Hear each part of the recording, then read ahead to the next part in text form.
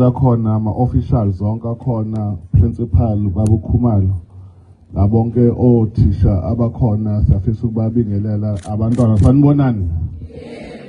Sanibona? Oh, phela kusasekuseni. Sithi ukubonga kakhulu. Oqala asiqale sixolise ukuniphazamisa ekufundeni. Ngenxa ukuthi umsebenzi wethu ukwenza isiqiniseko sokuthi ama-hour abekiwe okufundiswa nikwazi ukuthi nifunde khona nizokwazi ukuthi niphase. Ngoba kusasa la kunothisha, kunonesi, kunabahloli, kuno-engineer, kunama-accountant, kunondunankulu, kunomongameli. So yingakho-ke size la sizokhuluma nani, kodwa ikakhulukazi mina ngiphelezela undunankulu ubaba uNtulo kuyena osiholayo la kwaZulu Natal njengondunankulu wakaZulu.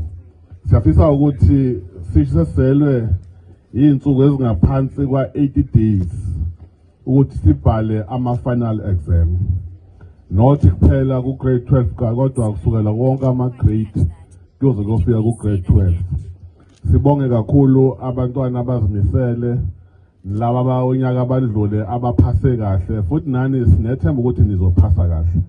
Nenza ukuthi iGagasi High School liqhubeke libe endaweni ephezulu, libe ezinye zekolo emakhulunywa kazo ngaso nani nibe khona kulona. Kusho kona ukuthi muhle umsebenzi wenzayo, nenza abazali benu bajabule ngani, nenza othisha benu bajabule ngani, nenza uprincipal nama-SGB ajabule ngani, nomphakathi nje wonkana. Ngalo mazwi amancane ngizocela ukuthi sicele undunankulu ubaba uNtulo kuyena osiphethe, kuyena ozokhuluma asho ukuthi kungani sidla. Sicela simshayele izandla nje esayizala ngaphambili.